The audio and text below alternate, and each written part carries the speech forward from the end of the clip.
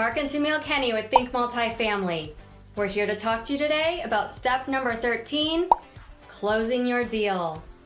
Mark, can you tell our audience from the time that it takes us to locate a deal and then put it under contract, and then the time frame it goes from being under contract to taking in other people's money, how long does it take us to close? Yeah, I'll start with contract. From LOI, letter of intent, to contract can vary drastically. So it's easier to say from, let's say from contract to close.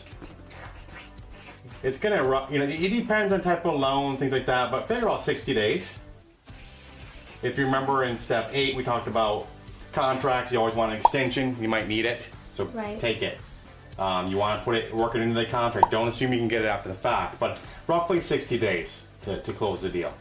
Okay, great. And so once you close the deal, then what happens? What should you as the sponsor expect to happen, and what should the investor expect to happen? So right before you close, we'll talk a little bit more about that too in operations, but right before you close, you're going to get something called a settlement statement. And this is going to be given to the sponsor.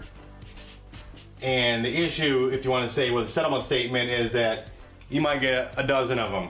So, you're getting these settlement statements sent to you and you have to review them, and what you want to look for is make sure, hey, is my earnest money I put down on there? What if I'm getting credits for some sort of repairs? What if there are prorated rents? All those type of things. You want to, and it's not uncommon when they miss something. Okay. So be careful, because the settlement statement will come to you, and then the lender will have something called like sources in use. And they, for some other reason, I don't know why, they know what it is, but they won't put a lot of the detail on there until like the day before you close. So you're going through their settlement statement along with sources in use, and you're like, hey, and then all of a sudden, like, oh my gosh, there's like an extra, whatever, $200,000 of fees on there I didn't expect, whatever the number is. Right. So you want to go through this very, very closely, because they can miss stuff.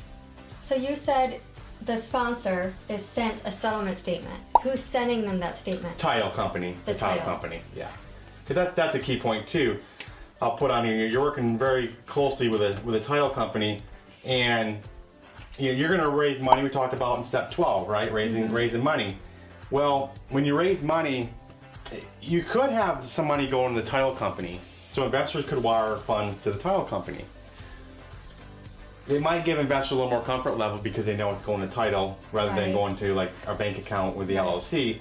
The downside to the sponsor is that they don't have any visibility into that bank account for the title.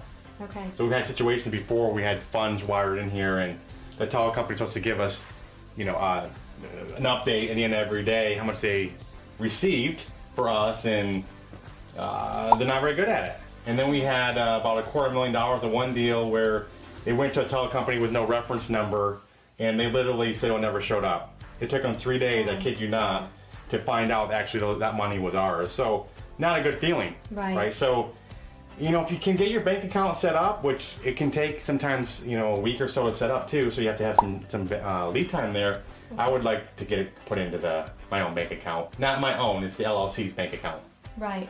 So you have to have your own LLC set up before you close, so that all that money can officially transfer over to you from the title company. That's right. Okay. So who gets to choose the title company? Is it the seller or the buyer? Well, my opinion on it is whoever's paying for it. So it's not uncommon where a seller would say, they'll pick the title company and then they want us to pay for title. Okay? Okay. No. Then you're not picking the title company, right? Why would we let you pick the title company? I think people probably get some incentives from title companies, I think is what happens. I don't know that. Right. But end of the day, if they're not going to pay for it, they don't, in my opinion, they get no say. And that's all agreed to in the contract ahead of time. Okay, great. So one more thing I wanted to talk about with the close specifically is rate locks. Can you tell our audience what that is? Yeah, the rate lock will be before closing, a couple days, a few days before closing typically.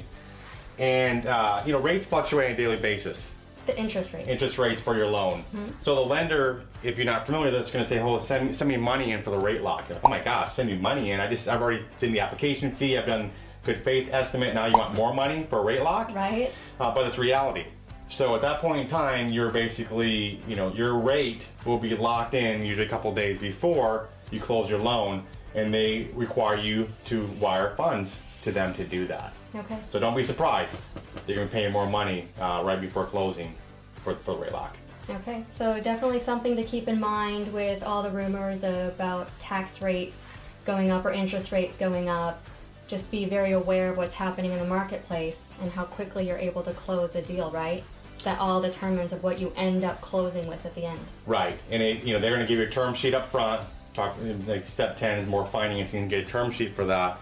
But it's not uncommon where reality could be different before you close. And what are you going to do if it's different? You're not going to close. You have to close the deal. Right. So yeah, it could be aware of the interest rates, and when you underwrite your deal, we talk about step 4. You want to have a little bit of cushion in there for the interest rate. Right.